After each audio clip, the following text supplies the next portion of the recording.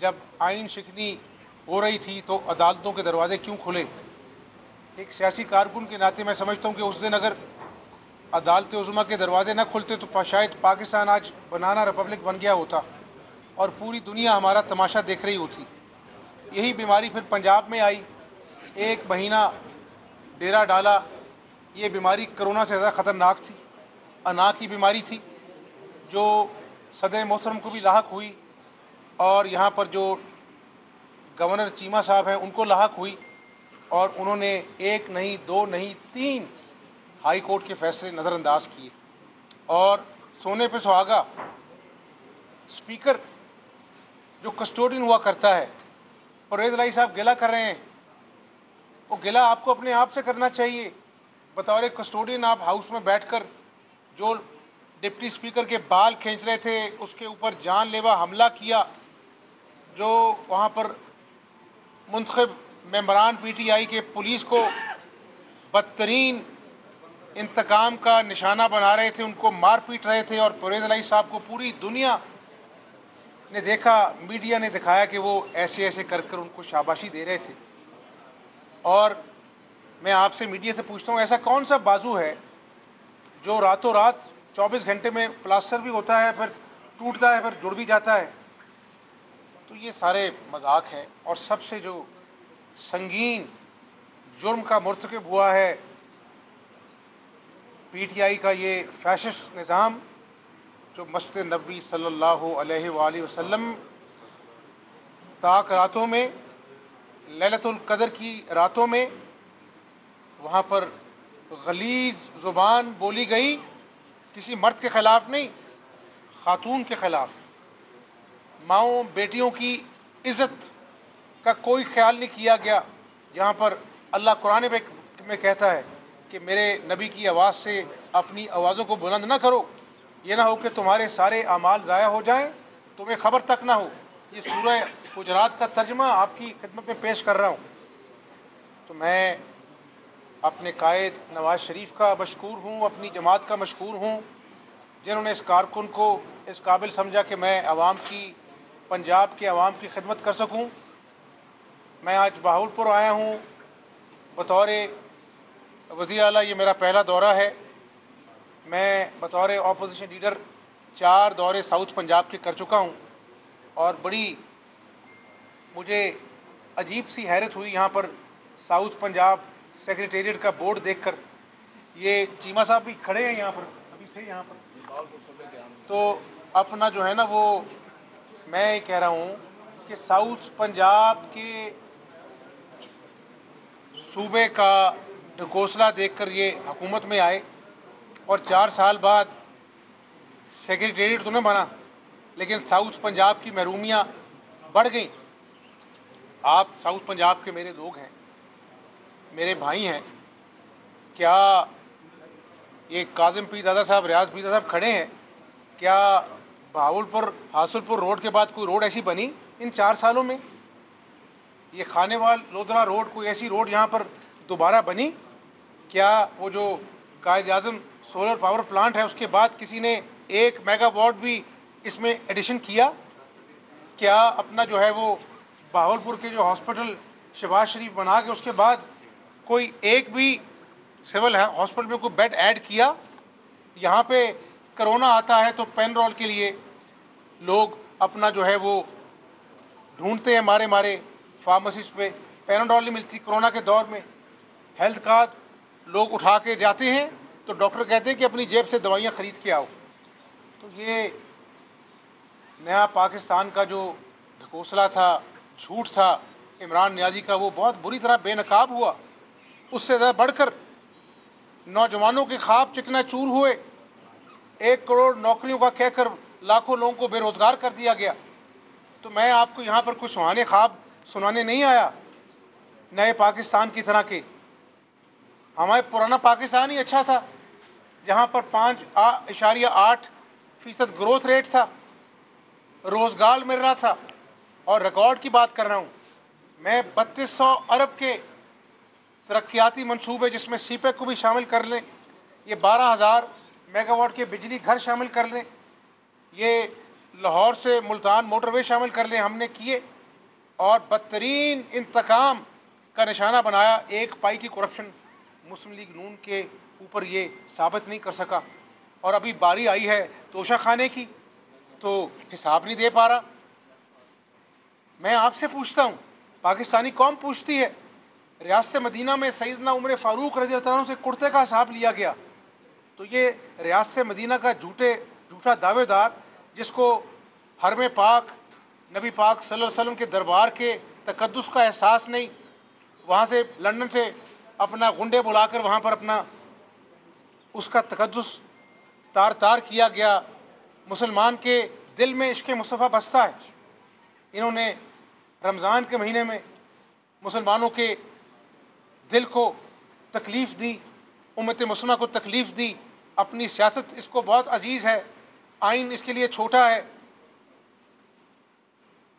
High court supreme court के अहकामात इसके लिए छोटे हैं।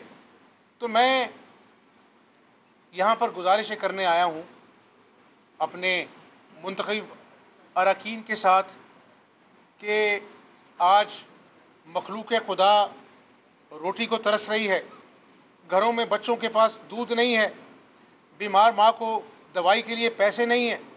मैं यहाँ से हॉस्पिटल का दौरा करूँगा और जो कुछ भी हम कर सके हम आवाम की खिदमत करेंगे।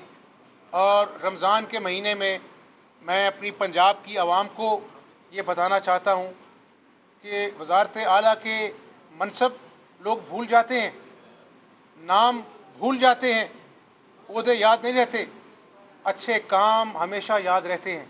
और इस दुनिया में भी और आखिरत में भी मखलूक खुदा की खिदमत से बड़ा जज्बा कोई नहीं है। तो हम उस जज्बे के तहत आगे बढ़कर पंजाब के सूबे की खिदमत का सफ़र शुरू करेंगे। अल्लाह ताला से दुआ है कि अल्लाह ताला हमें अपने मकसद में कामयाब करे। और मैं जब यहाँ पर एयरपोर्ट पर उतरा तो वहाँ भी और यहाँ मेरे मुंतखब मोअज़्ज़िज़ अरकान ने मुझे कहा कि बहावलपुर की जो स्पीडो बस है उसको बहाल होना चाहिए। तो मैं पंजाब की आवाम से कहता हूँ कि हमने 74 अरब में, कितने में, 74 अरब में अल्लाह के फ़ज़ल से लाहौर में मेट्रो बस, मुल्तान में, पिंडी में, और वहाँ जो मेट्रो बस का मंसूबा जो चलता कम और जलता ज़्यादा है उस पर 1.5 अरब रुपया खर्च हो गया, 150 अरब रुपया। तो ये गुजारिश आपसे ये है कि काम बोलता है, उसके लिए इमरान नियाज़ी की तरह कंटेनर पढ़कर झूठ नहीं बोलना पड़ता। तो मैं बहावलपुर के नौजवानों को, शहरियों को ये कहना चाहता हूँ कि मैं क्या कर सकता हूँ, मेरी कोई औकात नहीं, अल्लाह हमसे काम लेगा। स्पीडो बस जो है उसको हम इंशाअल्लाह ताला फिलफौर उसकी बहाली का इंतज़ाम करेंगे इंशाअल्लाह। और उसको अपना जो है जल्दी, मेरी ख्वाहिश है कि वो ठंडी स्पीडो बस जो है वो बहावलपुर की सड़कों पे चले, लोगों के लिए आरामदेह सवारी हम मुहैया करें और इंशाअल्लाह ये अपना जो है जल्द अज जल्द जो है इस मंसूबे को जो है वो हम पाए तकमील तक पहुँचाएंगे। साहब, ये बज़ौर ताकत साहब का दौर में यहाँ पे जनूबी पंजाब सेक्रेटरी का यहाँ बोर्ड नस्ब किया गया। आप यहाँ की आवाम का दरीना मुतालबा बावलपुर सूबा ही चाहते हैं, हम बावलपुर सूबा ही चाहते हैं और करारदाद भी पास है पंजाब असम्बली से। पंजाब असम्बली में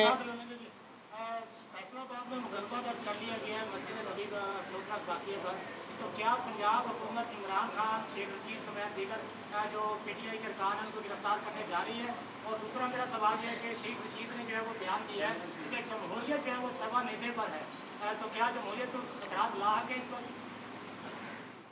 बावलपुर सूबे के हमने करारदाद पंजाब असम्बली में मुस्लिम लीग नून ने अपना जो है वो पास कराई थी और नवाज़ शरीफ साहब ने यूनानिमसली की थी। और नवाज़ शरीफ साहब ने कहा था कि हम बावलपुर सूबे के हामी हैं, लेकिन फिर हमारा उस वक़्त अपना जो है ना वो उस पर इम्प्लीमेंटेशन नहीं हो सकी, क्योंकि वहाँ पर वफाक में उधर हुकूमत थी और 2/3 अक्सरियत नहीं थी हमारे पास।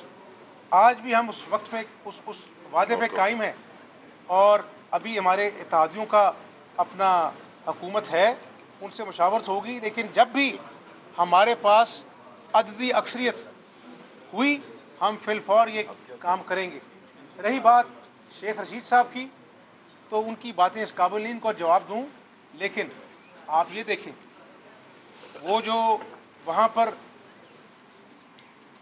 रसूल पाक सल्लल्लाहु अलैहि वसल्लम के दरबार में बदतमीजी हुई, उसका पहला नोटिस सऊदी गवर्नमेंट ने लिया। मदीना मुनव्वरा पुलिस की अपना इंफॉर्मेशन उन्होंने बताई कि हमने गिरफ्तार किया है।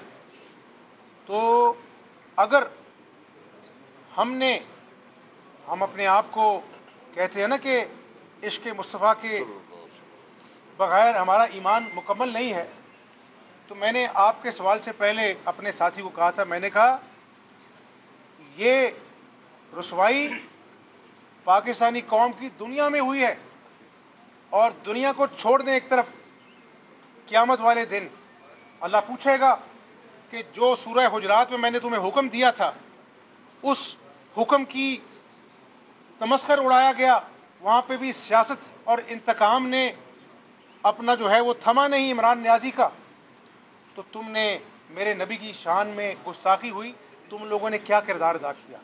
तो कोई इंतकाम नहीं लिया जाएगा, लेकिन जो पाकिस्तान की रुसवाई का सबब बने, जिन्होंने मोहम्मद मुस्तफ़ा सल्लल्लाहु अलैहि वसल्लम से इश्क करने वालों के दिलों को ठेस पहुंचाई, कानून अपना रास्ता लेगा।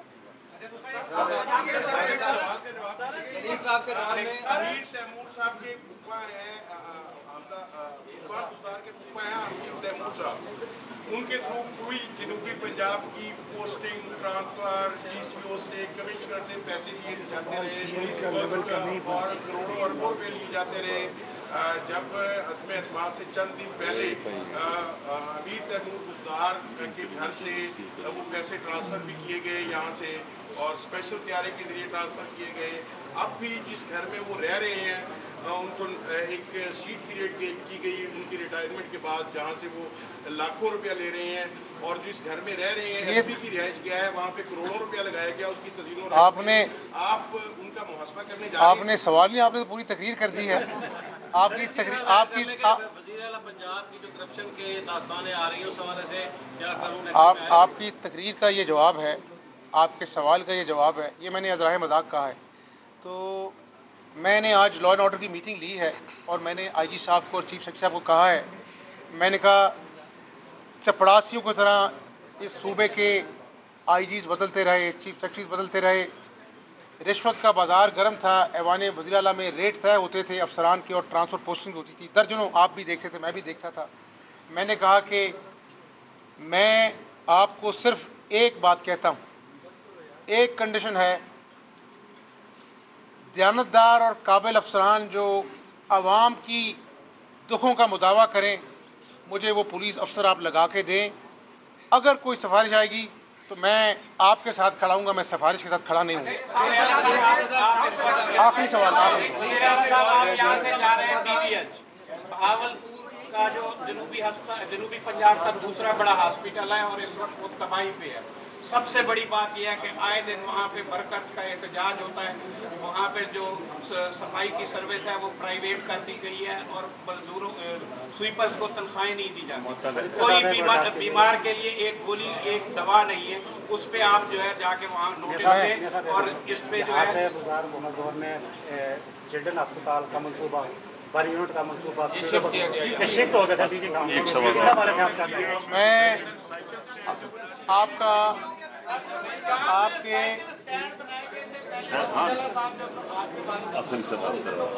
आखिरी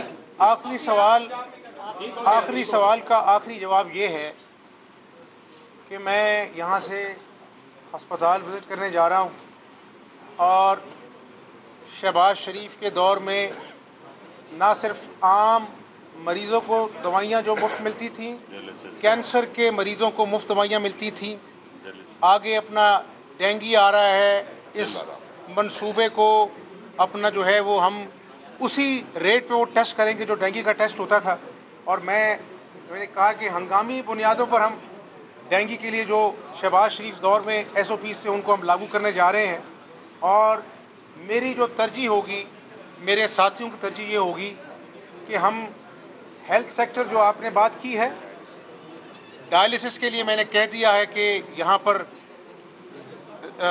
जो डायबिटीज़ के जो मरीज़ हैं वो अपना जो है वो एक अस्पताल से दूसरे अस्पताल डायलिसिस की मशीनें ख़राब पड़ी हैं, उनको हमने कहा कि हंगामी बुनियादों पर वो ठीक हों ताकि डायलिसिस के मरीज़ जो हैं वो 3 उनकी अपना जो है वो शिफ्ट चलती हैं तो वो बहाल करें पूरे सूबे में। तो मैं बड़ी बात नहीं करता, ये आरओ प्लांट का मैं जवाब देना चाह रहा हूँ कि जो फिल्ट्रेशन प्लांट मौजूद है वो मेम्ब्रेन नहीं बदली, लोग वही पानी पीते हैं और हेपेटाइटिस का शिकार होते हैं। मैं इंशाल्लाह काम जो है वो अल्लाह के फजल से हमारा बोलेगा, बातें हम ज़्यादा नहीं करेंगे।